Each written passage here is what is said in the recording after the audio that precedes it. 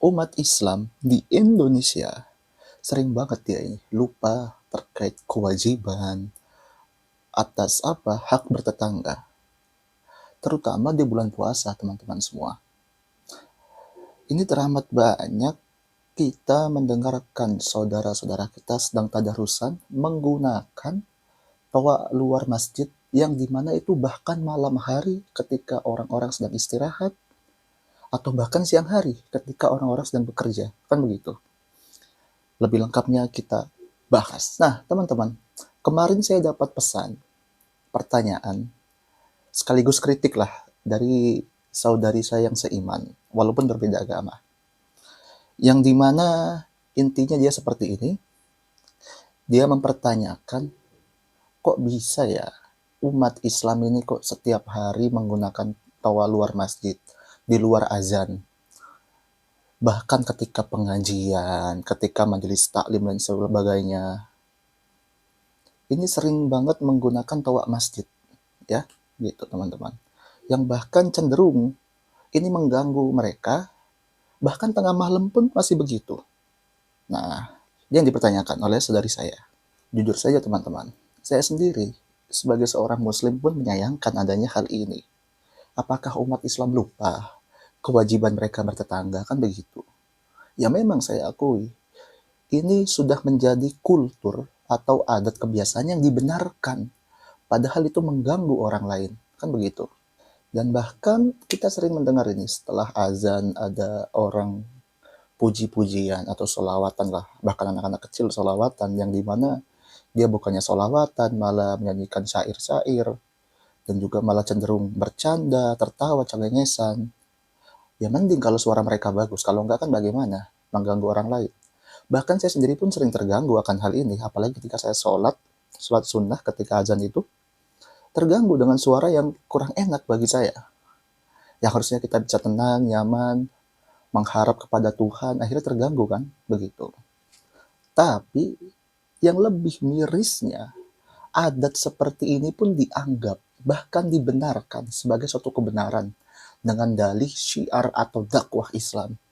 Bahkan kalau ditegur ya, mereka ini marah. Oh, Anda menghalangi dakwah syiar Islam, anti-Islam dan sebagainya. Masya Allah. Gak cuma itu, bahkan ada juga majelis-majelis yang menutup jalan raya. Apa sih itu maksudnya? Masa mau syiar, mau dakwah Islam, kok mengganggu hak orang lain? Jangan Anda sendiri saja menganggap Anda yang sedang ibadah syiar dakwah Islam, sedangkan Anda pikir itu bekerja bukan ibadah. Menghidupi keluarga itu nggak ibadah. Kan begitu. Jadi ini ada suatu paham yang berlebihan dalam beragama. Menganggap kalau dia baca suara atau bersolawat dengan keras-keras, oh ini ibadah syiar Islam. Dipikir orang tengah jalan yang lagi kerja itu nggak syiar Islam. Sedang berdakwah, sedang beribadah kepada Tuhannya dengan menghidupi keluarganya. Kan begitu. Seakan-akan dia saja yang ketika berdakwah solawatan, mahalul qiyam, oh nangis-nangis berdakwah. Padahal dia sedang mengganggu hak orang lain, mengambil haknya.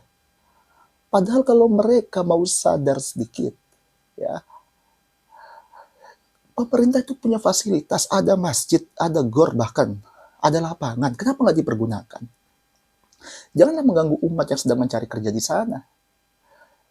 Kau di jalan raya, itu yang kau ganggu bukan hanya orang Islam, bahkan orang Kristen pun kau ganggu, orang Katolik kau ganggu di sana. Kan begitu. Terjadi kemacetan di mana-mana, Masya Allah. Jika tetap dilakukan seperti tadi itu, ya umat Islam berdakwah bersiar tapi mengganggu orang lain, artinya bukan dakwah tapi kezoliman. Perlu dipertegaskan bahwa kita di Indonesia tidak bertetangga sebatas dengan orang agama Islam, tapi dengan orang agama lain. Oleh karena itu, ya Allah pun memberikan arahan, memberikan aturan untuk berlaku adil. Adilnya tidak sebatas adil, tapi melebihi keadilan itu sendiri. Nah, Allah sendiri berfirman di dalam Quran surah Al-Mumtahanah ayat 8, yang dimana artinya, Allah tidak melarang kamu berbuat baik dan berlaku adil terhadap orang-orang yang tidak memerangimu dalam urusan agama dan tidak mengusir kamu dari kampung halamanmu. Sesungguhnya Allah mencintai orang-orang yang berlaku adil.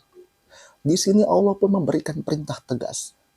Allah itu nggak melarang kamu untuk berbuat baik, nggak melarang kamu untuk berbuat adil. Tapi perlu digarisbawahi, adil di sini bukan sebatas adil, karena adil itu adalah menghukum. Sedangkan Kristen melebihi dari rasa keadilan itu. Contoh, misalkan kita bertetangga dengan orang Muslim dan non-Muslim. Misalkan kita memberikan makanan kepada saudara kita yang Muslim, maka saudara yang non-Muslim wajib diberikan makanan. Nggak boleh kita pindahkan. Gitu loh, itu arti dari Kristen. Jika kita tidak mau melihat saudara kita yang seagama dihinakan, direndahkan, maka kita wajib menyayangi saudara kita yang berbeda agama. Kan begitu. Itu artinya Kristen. Berbeda dengan adil, bahkan lebih dalam dari adil. Bahkan di penutupnya Allah jelaskan, Allah itu menyukai orang-orang yang berbuat adil. Kalau Anda tidak mau umat Islam diganggu, maka Anda jangan ganggu saudara yang berbeda agama itu, jangan. Apalagi malam-malam diganggu, terutama lagi bulan puasa seperti ini. Tadarusan sampai tengah malam, bahkan pagi-pagi jam 2, jam 3 sudah ada yang bangun-bangun sahur-sahur. Ya Allah, astagfirullahaladzim. Tapi teman-teman semua, sebagaimana yang sudah saya jelaskan di beberapa video yang lalu, bahwa umat Islam ini sudah meninggalkan Al-Quran. Al-Quran hanya sebatas bacaan-bacaan yang dilakukan. Oh, pakai nahawan, jiharka, bayati, lain sebagainya. Tapi itu nggak pernah masuk ke dalam hati mereka. Kalau Al-Quran seperti tadi ini, ditanamkan dalam hati, nggak bakal ada kok orang Islam yang mengganggu orang lain. Kan begitu. Ya, apalagi tadarusan sampai tengah malam lain sebagainya, itu nggak bakal ada. Karena itu mengganggu. Kita nggak melarang orang umat Islam bertadarus, enggak. Silahkan, tapi menggunakan pengeras suara masjid dalam. Jangan di luar. Begitu loh. Dan saya tidak mengomentari masalah azan.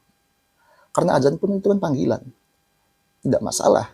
Tapi perihal setelah azan ini yang kadang-kadang sering dilakukan oleh umat beragama Islam.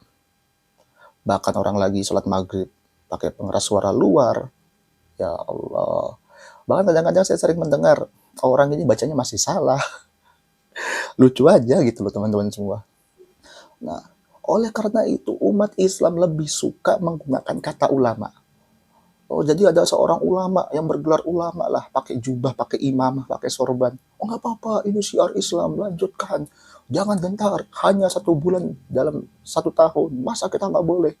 Astagfirullahaladzim. Ini adalah paham-paham barbar. Ini orang-orang yang nggak mau maju dalam peradaban. Insya Allah.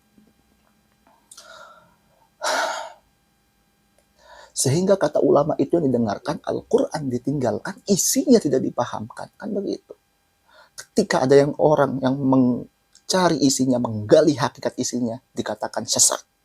Kamu gak pantas, kamu bukan ulama. Oh, jadi yang pantas hanya mereka aja. Sehingga wajar jika banyak umat Islam yang menjadi bodoh. Ya. Nah, teman-teman semua, penggunaan toa masjid, saya sendiri pun sepakat. Jika itu hanya dipergunakan, yang toa luar itu, untuk azan. Setelahnya, gunakanlah toa dalam. Jangan kita ganggu orang lain. Kan begitu. Dan saya sendiri pun sepakat dengan dari aturan dari Kementerian Agama waktu itu. Berkenaan penertiban masalah toa. Tapi apa yang terjadi? Pasti banyak umat yang menolak. Bahkan di masjid-masjid di desa-desa itu masih banyak yang seperti itu. Kan begitu. Ya.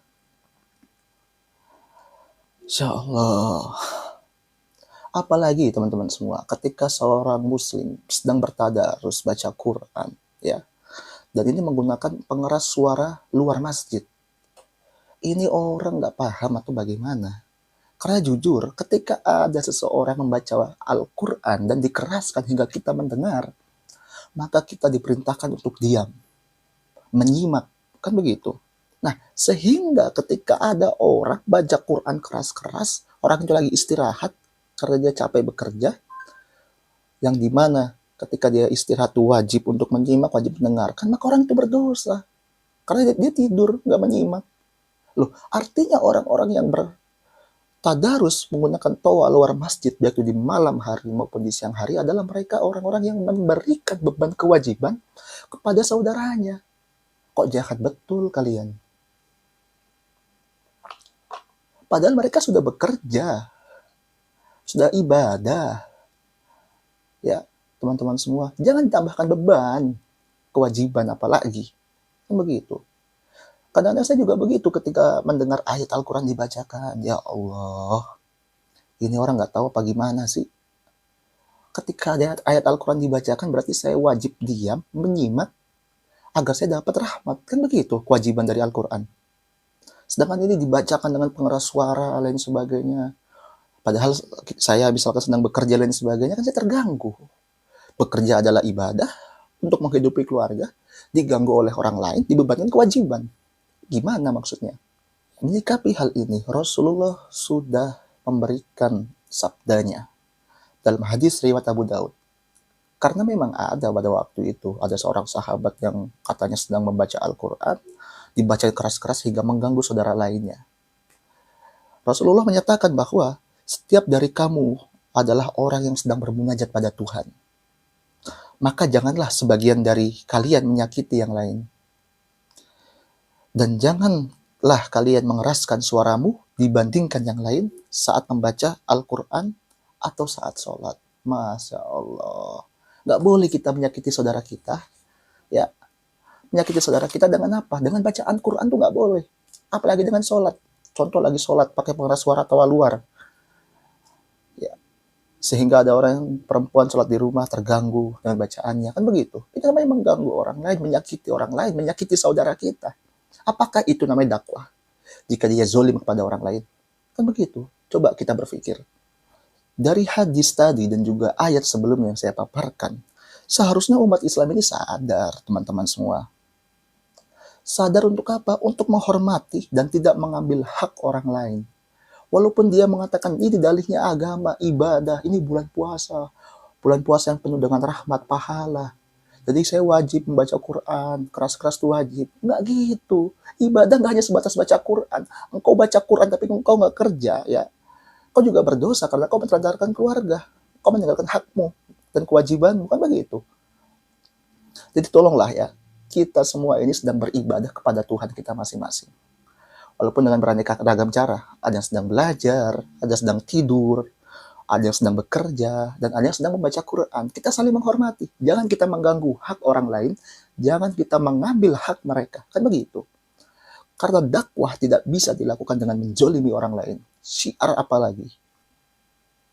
Oleh karena itu, sebagai penutup, saya sebagai seorang muslim memohon maaf kepada saudari saya yang berbeda agama, ataupun saudara-saudara saya berbeda agama, dan yang seagama, atas kiranya perbuatan sebagian saudara kami, yaitu dari Islam, yang senantiasa mengganggu kalian dalam istirahat. Kami mohon maaf sebesar-besarnya. Semoga kedepannya nanti umat Islam dapat berbenah diri, dapat meningkatkan kadar kualitas ia dalam beragama. Sehingga penggunaan toa luar masjid ini memang seharusnya wajib ditertibkan lah. Cukup azan 5 waktu saja. Sisanya jangan. Oke? Wallah muwafiq ila aqwamit thoriq, fastabiqul khairat. Wassalamualaikum warahmatullahi wabarakatuh.